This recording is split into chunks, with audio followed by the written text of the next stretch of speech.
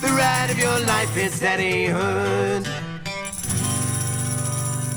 For those of you who cannot wait and love daddyhood, please head over to our Patreon. We have exclusive access to episodes, we have early access to episodes, and we have behind the scenes footage. Head on over there, sign up, be part of the exclusive daddyhood group, and join us over there.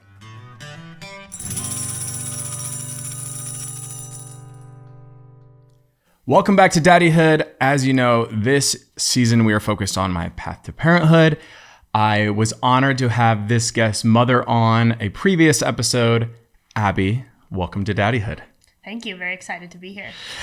So I alluded to it. We had Dr. Kim, your mother, on, an incredible woman, and just loved my conversation with her. So insightful. And just helpful too in the overall process and like understanding. So yeah, she's wonderful. She's the best. And I'm sure you're biased too. A little bit. So Abby is a third-year PhD student at Stanford Graduate School of Business, studying goals and motivation. Created with the help of a sperm donor, she grew up in Los Angeles with her two moms and her sister. Abby came out in college and has been an advocate for LGBTQ+ families since she was a child through organizations such as Family Equality Council and is it college or collage? Collage. An open water marathon swimmer. In her free time, Abby can be found swimming in the San Francisco Bay or the nearest body of water. Open water swimming. Oh my gosh. That's a special type of swimming. I love it. A little bit off topic for today, but yes. Yes and no. Most people when they dive into fertility, it definitely feels like you're just jumping into water and swimming, free swimming. I can see that. So yeah. we'll always find ways to pull it together. Before we get started, if you would entertain me, okay, it's dad joke time. So, Abby, what are the strongest days of the week? I don't have it. Saturday and Sundays, because all of the other days are weekdays. I like See, that. it's a good. I gotta laugh. I love that. I love dad jokes. I'm the right audience. Good dad joke. Yeah. All right, let's get into it. Well, I said I was joined by your mom, and after I left that conversation, she's like, "You need to talk to my daughter." She's like, an incredible woman. Obviously, has a completely different perspective, possibly than I do, but also, not. And I'm so excited to be sitting here with you. So I think just talk and maybe remind the listeners and viewers a little bit about your family and what makes your family so special. Yeah. So I have two moms. They met when they were in college. So they've been together for a very long time at this point. They've been together almost 40 years. Yeah. They decided they wanted to have kids. This was in the 1990s. Yep. And so they knew they needed the help of a sperm donor. And there were sperm banks at that point in time, but it still worked a little bit differently. So they tried to get pregnant with a sperm bank, and then that didn't happen. And so then they kind of tried a couple other areas to find ways to get pregnant, and they finally found the person who would become their sperm donor to have me and my sister. Yep. Each of my parents carried one of us, but we share the sperm donor, yeah, which I think is super cool. Yeah. And my sister and I can talk about this more if it comes up, but my sister and I have had different feelings about the sperm donor, yeah, and she has met him. I have not. I'm Yep. still trying to decide if that's something I'd like to do. At the time that we were conceived, our donor was more along the lines of an open identity at 18 donor. It wasn't super set in stone because they didn't really go through a bank, but so I've learned more throughout the years, and I can find out his identity now. I haven't, but I could. Yeah.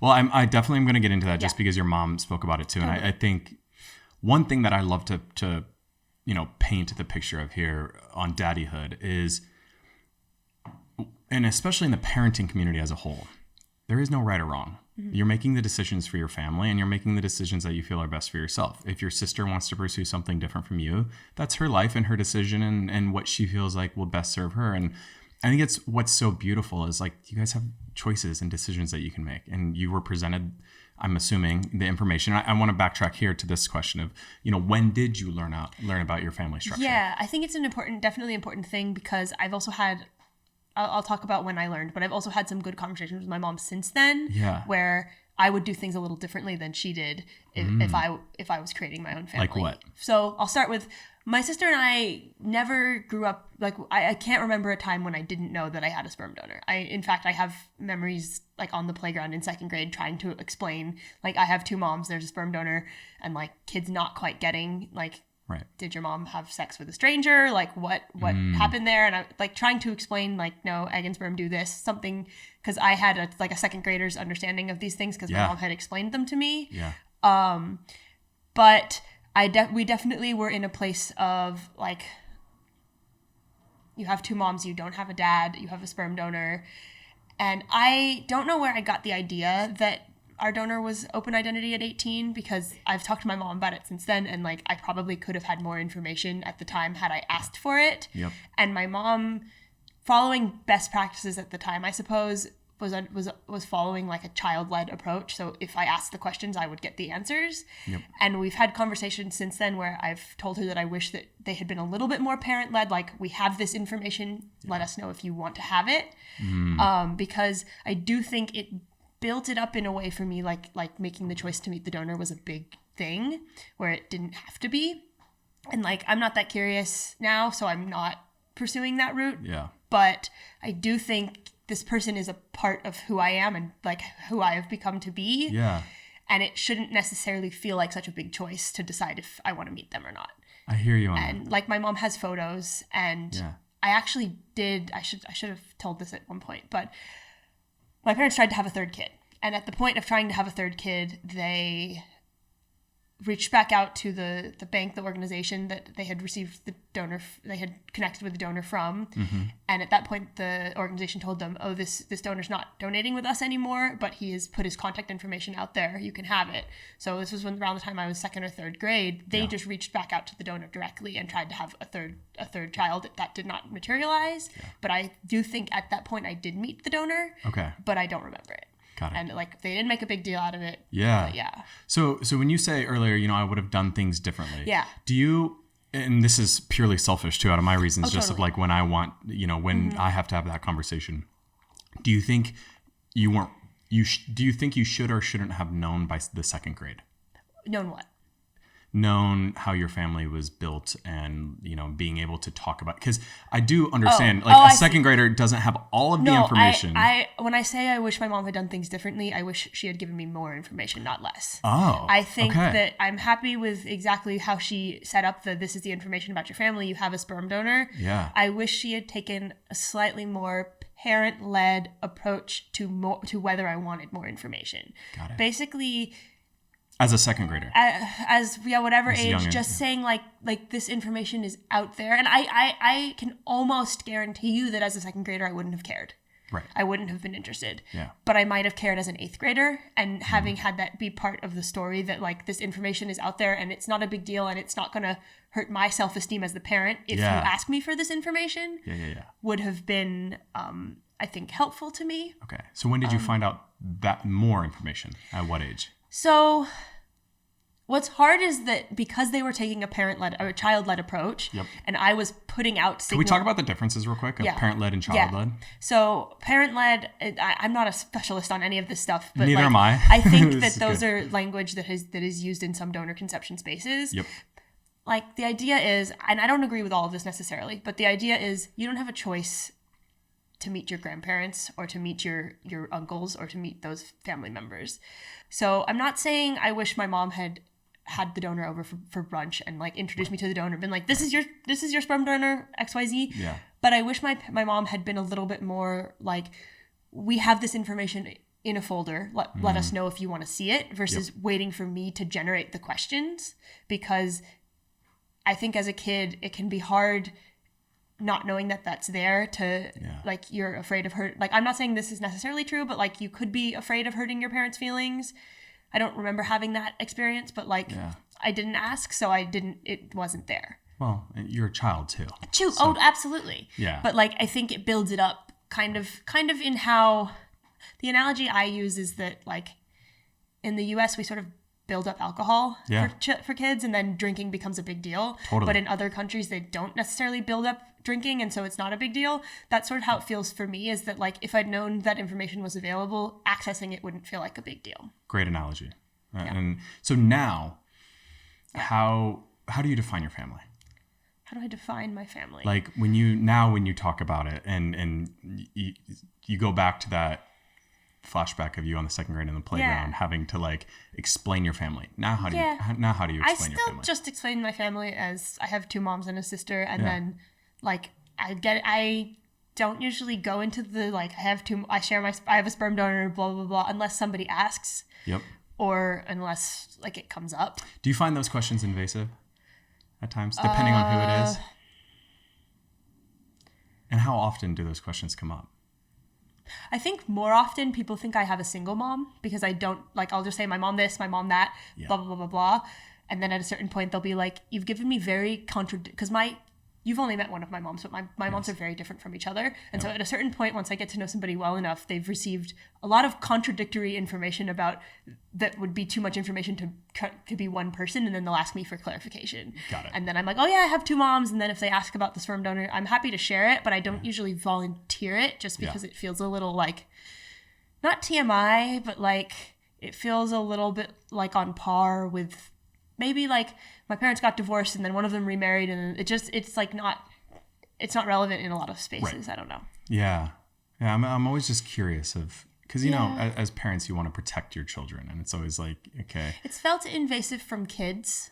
Okay. Like when I was younger. Yeah. Only in part because I think kids don't know social nuance and like don't always come from a well-meaning place. Right. But as an adult, it's always come from a well-meaning place, and then I usually explain, and then they'll be like, "Oh, cool." Yeah. Well, you alluded to it earlier, and I want to get into this a little bit. You and your sister have taken different approaches on how you've handled this information and how you want to sort of pursue and go about your family. And I know very much I don't like to speak in definitives because I change all the time, and I'm sometimes I'm proud of my change, sometimes I'm not. Where are you currently at right now when it comes to making the decision whether or not you ever want to have contact and or meet your donor? Yeah, I go back and forth. So my sister decided to meet the donor. I don't exactly know what her motivations were, other than maybe just curiosity. Did she talk to you about it before she did it? So I think I alluded to this earlier, but I had been pretty clear about not wanting to meet the donor. And so in thinking she was respecting my wishes, she didn't talk to me about it before she met him. Had she talked to me about it, I probably would have met him with her. Like, I kind of wish we had done that together. Yeah. She just FaceTimed with him.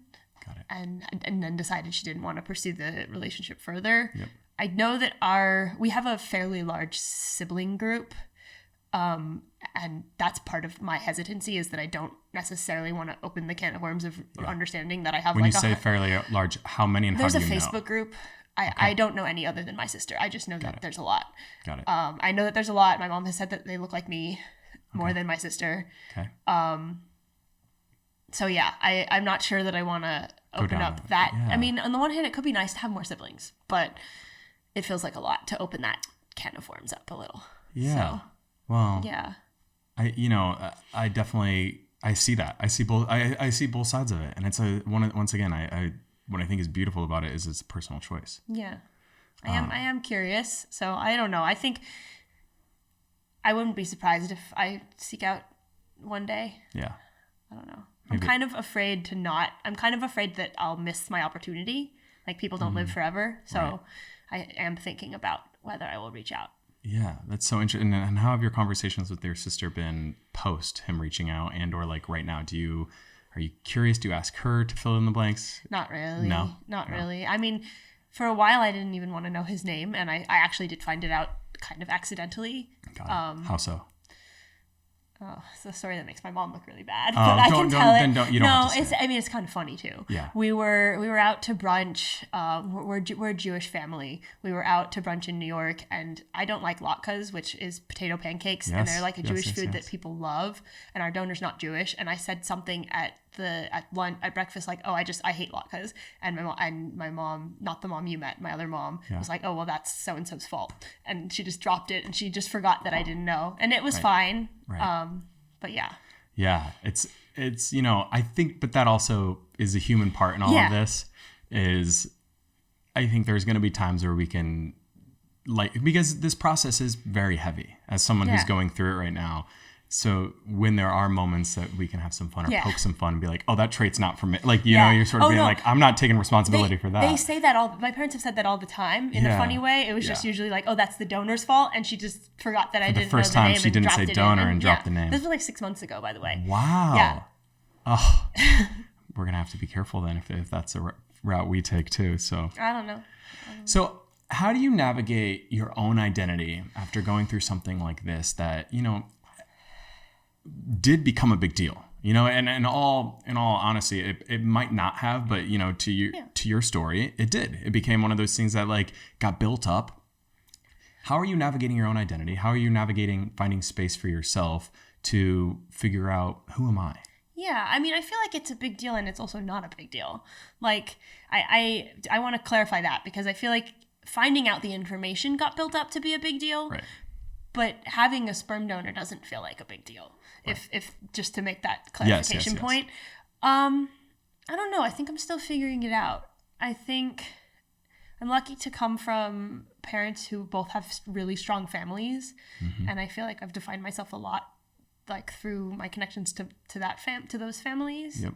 And part of why I was not interested in seeking out the donor was because I didn't really feel like there was anything missing to seek out. So interesting. Yeah. I love that. That's so insightful too. And I'm also like, this is maybe less insightful and more fearful, but like, I don't really want to deal with redefining myself. So I'm going to choose to not seek that out at the moment. Yeah. Got it. Yeah. Well, so, you know, if you don't mind me asking two questions. Yeah. One, how old are you? I am 27. I will be 28 in a week and a half. Amazing. And when did you come out? I realized that I liked girls in high school, but it took me through to college to realize that I didn't also like guys. Got it. If that that totally makes sense. Yeah. So. And through that coming out experience, who was your rock or support system or rocks? I mean, my parents were, but I also feel like it wasn't that hard to come out when you've been in this community all this time. I feel like it actually took me a long time to come out because I wanted to be sure that I was coming out because it was me and not because like I had grown up in the LGBT. Like I wanted to make sure I wasn't going to be that stereotype that I was going to like, I was gay because I was gay and not because I was raised by gay people. Right. If that makes sense. Yeah. Is your sister gay? My sister identifies as bisexual, but she's married to a man. Amazing. Yeah. That's one thing that I'm proud of this generation of. I think I should just say this because as somebody who mislabeled and misidentified myself at such a young age, and myself to blame, but also like grew up in the Catholic Church. I grew up playing sports and I wanted to always be a dad. And then I didn't think that was possible as a gay man. So I identified myself very early on as straight. Yeah. And it put me into this corner. It threw me in this box that I put myself in, but I couldn't get out of. And one thing that I think is so beautiful about this generation right now is you're waiting to label yourself or you're protecting yourself through a label of bisexual. Like, and I mean that with the utmost respect to everybody who is authentically bi, but what I love is people who are waiting and holding a beat before declaring, I am straight, I am gay. You're supposed to be adventurous. You're supposed to be seeking out your identity and curious and trying to figure yourself out in your, late teens, early 20s. Yeah. That's what it's for. I feel like I'm still figuring myself out. Same. And I feel like most of it's because I'm emotionally and in many different ways stunted in my own growth and in my own journey. So I think that's so cool about what your generation has done, and even kids younger than you too. So it's beautiful. So let's talk. I mean, you're studying right now. It was goals and motivation at Stanford. Okay. Yes. What is goals and motivation? What is that major in that program? Yeah. So I'm actually in marketing. Okay. But we study consumer behavior, and inside of consumer behavior is like, how do consumers set and pursue goals? Yeah. How do they talk about goals online? How do they do things like that? So Okay. I can get into the nitty gritty of it a little bit, but I have research interests in sort of how do we leverage marketing tactics to motivate groups and individuals together, and also we're analyzing some data that looks at like when people are sharing about goals online, how are they talking about them, and what does that tell us about psychology? I love that. So I'm going to get into this with you. What are your goals and motivation in life? What are my goals? I mean, I know you're young and you have your whole life, and I changed my majors 4 different times, and I've changed my career path now twice. And what's for you? What are some goals and some motivation that you have? Honestly, right now I'm just trying to get through school, figuring out exactly what I like to study and meeting all of those things. I am dating. I'd like to find a partner. I thought I'd have a partner by now, so I'm working on that. Yeah. Maybe have kids one day. Amazing. And have you thought of your process of having kids? I mean, I'll probably end up with a woman, so I'll probably need a donor of some kind. Yeah. I did freeze my eggs last year. Amazing. Because I'm about to be 28 and school's going to be another couple years, and I just wanted to have that off my plate. I'm not sure. I would have thought that I would use a known sperm donor. Yep. But I don't know. Like maybe my partner would have a brother or something. Amazing. But there's also pitfalls there too. So yeah. It's interesting, and I don't think a lot of people understand all of the decisions that go into family building for the LGBTQ plus community, but then also, surrogacy and finding donors is becoming more common in our straight community as well. So I think that's also something just to remind people is there are so many different decisions that have to be made. And when you make them also, like when I froze my eggs, I had the option to freeze some of them as embryos. Yeah. But I felt like that would be taking away a decision from a future partner. So I didn't want to pick a sperm donor without a future partner. So I decided not to do that. I love that you had that insight at such a young age too, to understand that like this might seem a little selfish, but also I know people who have done that too. Yeah. And I think that's ambitious, and that's like, it's powerful, and it signifies independence too, which is great. So in your young life and what you've gone through so far, what are some lessons that you've learned from being part of the family that you are part of? That's an interesting question. I think I've definitely learned to talk about my family and to be proud of my family and to also rely on my family. Yeah. That is definitely a lesson that I have learned. Yep. Sorry, this question's a little tough for me because I think I'm still learning a lot of lessons. Yeah. So am I. Yeah. And I think a lot of people are. I just, and you've already shared so much with me as far as your lessons. I think even having your insight of being so young and having those memories of being on the playground and having to navigate that. Mm-hmm. Those are all lessons. You're now shaping and making decisions based off of the lessons and the information that you've learned at a young age. And I think my parents set me up well. I should have mentioned this probably earlier, but I think my parents set me up well in how to talk about my family. Like I struggled maybe in second grade to explain some of the finer points to some annoying boys. Yeah. But I do think they set me up well through the books that they read to me and things that they talked to me about, to be proud of my family setup and not to be afraid of talking about it, which is probably why I ended up in some of those more awkward interactions with kids, was because I was like out there and talking about it. Yeah. But one other thing my parents did, which is just worth mentioning, is that they were always in the classroom, like being the room parent and like being really visible so that it didn't always fall on me to explain my family because the other kids would see it. I love that. Built-in support system. That was like one thing that stuck with me after I came out to my dad. He's like, who can I tell for you?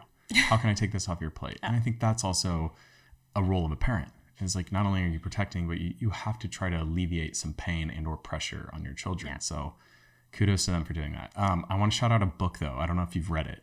It's Entangle Makes Three. It's a Penguin book. I know the book. It's based on a true story. I don't remember if I've read it. I know the book and I know the story. Oh, it's such beautiful. A cute book. I think for anybody, it just helps paint this picture through penguins based on a true story. And Central Park Zoo? No, or not Central Park Zoo. Oh gosh. Anyway, famous zoo. Yeah. These two penguins, they keep getting caught by the zookeeper of trying to like steal eggs or sit on other people's eggs, and they're two gay penguins. Mm-hmm. And they obviously cannot have eggs of their own. And then finally one day there's an extra egg that needs tending, and the zookeeper brings it over to them, and they raise a little penguin girl. And it's some of those beautiful, heartfelt picture book, my type of book. And I recommend it to everybody out there. I think it paints that picture of like what it means and how it's different. So, gosh, I love penguins. How has your experiences shaped your perspective on your family, your love, what you want out of a partner, and also just resilience of what you've been through? Yeah, I think my parents have done a great job of modeling like how to be good parents and how to be a good family. Yeah. And so I just hope I can be like that And I think I'm looking for a partner, looking for somebody who also wants to be like that. I think kids nowadays are growing up in such a diverse world, but even maybe when I was growing up 20-ish years ago, it wasn't as much. So I think definitely being open-minded about what other families look like and what other people look like, and like that whole thing was definitely something I learned from my family structure. Well, I love it. And we ask everybody here on the podcast, before you leave us, can you leave us with some words of wisdom, something to think about, something to think on, a quote, a poem, whatever it might be? How about some advice to you as a future parent Please. From a donor-conceived kid? I love this. Okay. So I think all parents are going to make some kind of mistakes, and kids will love you. And the important thing to do for your kids is to model being proud of your family, and then they will be proud of their family, rather than modeling being afraid of XYZ or being afraid that you made the wrong choice of XYZ. Just model that pride in the family, and then the kids will pick up on that, and they will also be proud. That's so beautiful. And that's it. Jordan and I remind each other, we might not always have the answers and know what we're doing, but we're going to lead with love, and we're going to raise a good human. Exactly. Oh, thank you so much for joining me. Happy to be here. That is a wrap on Daddyhood. The ride of your life is Daddyhood.